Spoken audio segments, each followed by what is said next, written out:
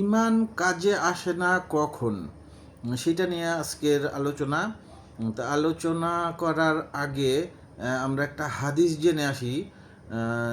হাদিসটা আমার শোনা হাদিস। সেই হাদিসটা এরকম: মানুষের যখন মৃত্যু সমাগত, মানে মানুষের জাস্ট মৃত্যু শয্যায়, তখন শয়তান নাকি তার দলবল নিয়ে হাজির হয় মৃত ব্যক্তির বাবা মা, মৃত দাদা দাদি, মৃত নানা নানি বা মৃত আত্মীয় স্বজনের বেশে এসে বলে যে আমরা তো মারা গেছি, আমরা সেই দিকের অবস্থা জানি, যে সেই তুমি তো জানো না, তুমি তো মুসলিম, মুসলিম ধর্ম সত্য ধর্ম না, ইহুদি ধর্ম সত্য ধর্ম, বা খ্রিস্টান ধর্ম সত্য ধর্ম, বা অথবা হিন্দু ধর্ম সত্য ধর্ম, এরকম নাকি তারা বলে তাকে কাফির বানানোর জন্য।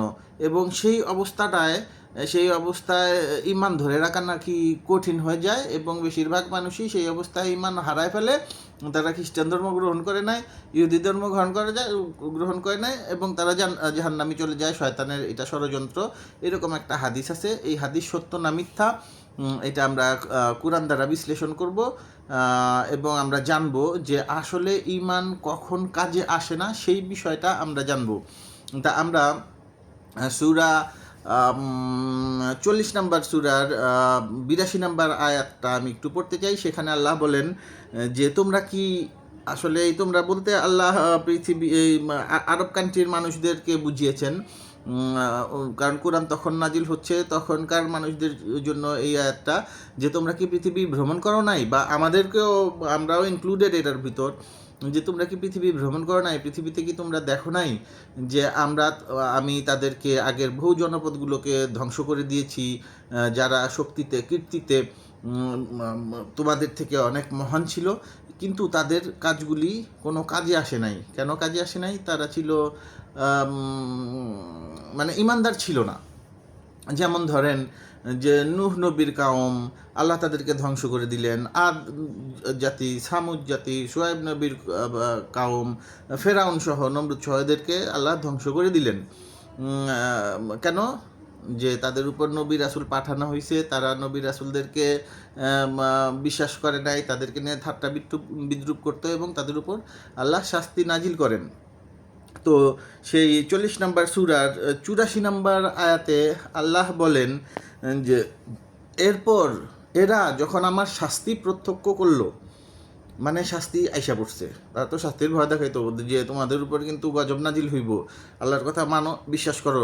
আল্লাহর প্রেরিত বান্দারা, নবী রাসূলরা যখন তাদের কাউমকে বলতো, তারা সেটা মানলো না। সেই নবী রাসূলরা বলতো যে তোমাদের উপর কিন্তু শাস্তি নাজিল হবে, আল্লাহ কিন্তু তোমাদেরকে ধ্বংস করে দিবেন, এরকম বলতো। তখন তারা আবার বলতো যে নিয়ে আসো তোমার সেই শাস্তি।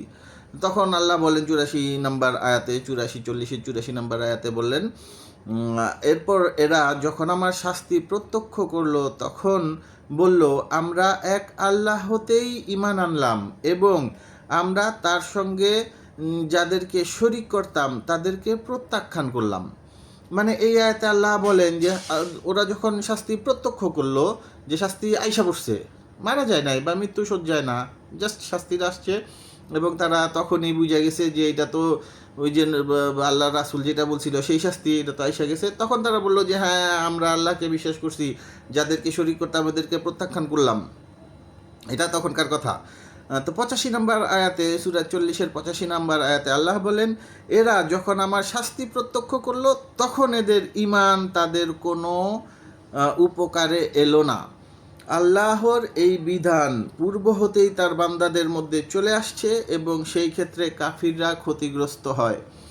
তাইলে আল্লাহ এখানে বললেন যে কি বললেন, যে শাস্তি যখন সমাগত, শাস্তি যখন আইসা পড়ছে, তখন কিন্তু ওই মানুষরা বলল যে আমরা এক আল্লাহতে বিশ্বাস করলাম, আমরা যাদেরকে ডাকতাম তাদেরকে প্রত্যাখ্যান করলাম। কিন্তু আল্লাহ বলেন যে এখনকার তোমার এই ঈমান তোমাদের কোনো উপকারে আসবে না। এবং এটা ফেরাউনের ক্ষেত্রেও তাই হয়েছিল, এটা আদ সামুদ জাতির ক্ষেত্রে তাই হয়েছিল, নূহ নবীর কাওমের ক্ষেত্রে তাই হয়েছিল। আর কি যতগুলো জনপদ আল্লাহ ধ্বংস করছেন সবাই এই কথা বলছে, যেহেতু কোরআনে আল্লাহ বলে দিলেন যে তারা এটা বলছে, কিন্তু আল্লাহ তাদের ঈমান গ্রহণ করেন নাই। শাস্তি সমাগত, কিন্তু তারা মৃত্যুশয্যায় না, শাস্তি সমাগত, তখনকার ইমানই আল্লাহ কবুল করেন না। তাইলে আমাদের মধ্যে যারা আছে যে মনে করেন যে করে যায়, যেটা ইচ্ছা কইরা যাই, এই মরার আগে বুড়া বয়সে মাপটাপ চেয়া নিউনে, প্রশ্ন হচ্ছে সেই সুযোগ কি আপনি পাবেন? অথবা আপনার মৃত্যু যখন সমাগত তখন তা আল্লাহ এখানে বলেই দিলেন যে তখনকার ইমান আমি কবুল করি না। 1 নম্বর কথা। 2 নম্বর কথা হচ্ছে একটা মানুষ সারা জীবন আকাম করে গেছে, মৃত্যুসজ্জায়ও না, যার শাস্তিটা দেখছে তখন সে ইমান আনছে, তখনই আল্লাহ সেই ইমান নিলেন না, কবুল করলেন না। তার বিপরীতে একটা ইমানদার ব্যক্তি